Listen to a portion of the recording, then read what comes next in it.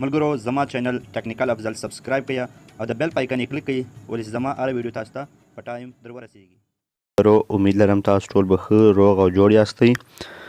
ملګرو نن په دغه ویډیو کې تاسو ته یو ډېر زبردست شی درښیم، خو اول تاسو دا امید کړئ چې دا شی باید تاسو خالی او خالی د ضرورت په وخت کې استعمال کړئ او دغه غلطه فایده باید تاسو نه ځینې واخلئ.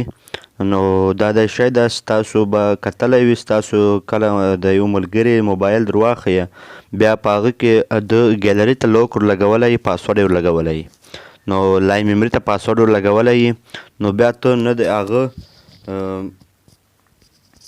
عکسونه کتلی سئ او نه یې ویډیوګانې کتلی سئ. نو ملګرو نن هغه درښیم چې تاسو څرنګه هغه پاسورډ ختمولی سئ، مطلب پاسورډ نه سئ ختمولی، په بله طریقه باندې به تاسو د هغه عکسونه ویډیوګانې او هر شی ترلاسه کړئ. خو ملګرو یو ځل بیا تاسو ته دا وایم چې دا خالي تاسو په ضرورت په وخت کې استعمال کړئ، باید غلطه فایده نه ځینې واخلئ او د ما بالکل دا مقصد نه ده ستاسو غلط شی در وښیم. نو ملګرو نن دا ویډیو زه شروع کوم چې تاسو څرنګه د خپل یو ملګري ګالري هیک کړئ.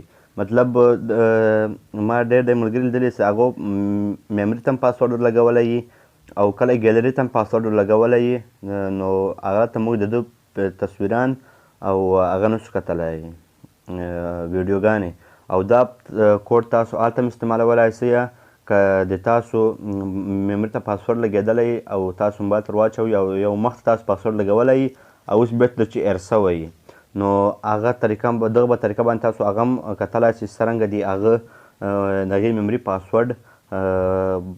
پاسورډ لګېدلو باوجود تاسو د هغه عکسونه او ویډیوګانې وګورئ. د دې لپاره ملګرو تاسو ولاړ سئ کروم ته. دلته د انټرنیټ یو شي ضرورت هم نه لري، که انټرنیټ وي که نه وي، بس صرف تاسو به کروم ته خامخا ځئ او دا به پاک کړئ او دلته به ولیکئ فایل. صحیح ده، دا زه څرنګه لیکم بالکل بې دغسې لیکئ، بیا به دغه دوه ټکي ورکړئ. دا صحیح ځو، دا دوه ټکس ورکړئ، د هغه بعد به درې دا کږې خطې ورکړئ. صحیح ده، سلیش ورته یاد ده. صحیح ده، د هغه بعد به ولیکئ اس ډي کارډ او یو سلیش به دلته بل هم ورکړئ په اخري کې، نو درې سلیشه مخته د اس ډي کارډ او یو یې شاته، د هغه بعد فایل مخته فایل او دوه ټکي او دلته به تاسو کلیک کړئ ګو. اوس که تاسو میمري کارډ ته مطلب پاسورډ لګېدلی وي، کار شی لګېدلی و، هغه مطلب ختم سو، دلته تاسو عکسونه هم کتلی سئ، ویډیوګانې هم کتلی سئ او اډیوګانې هم کتلی سئ. اوس زه تاسو درښکاروم څرنګه تاسو دا مطلب دغسې ډله بس صرف پې کلیک کوئ، فولډر باندې کوم فولډر چې خلاصوئ، نو زه په دې کلیک کوم او دلته یو تصویر ده دا خلاص شو. صحیح ده، اوس مثلا بل زه درښیم دغه ډي اس آی یم کیمرې ته ولاړ سئ، نو تصویر یې کلیک کړئ، تصویر خلاص.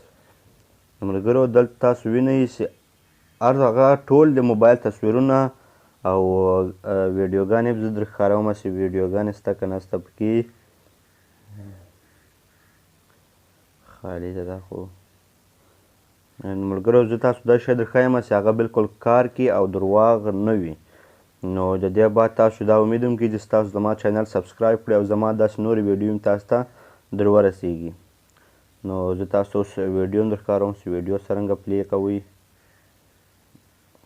دا خو اډیو ده،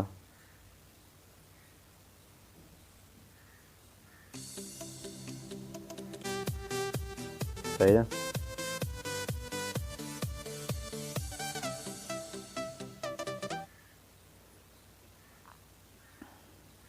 مګر تاسو ولدله اډیو هم پلی سوه او اوس یوه ویډیو هم درښکاروم تاسو ته بالکل څه مطلب داسې نه وایاستئ چې دا غلط ده، غلط ده.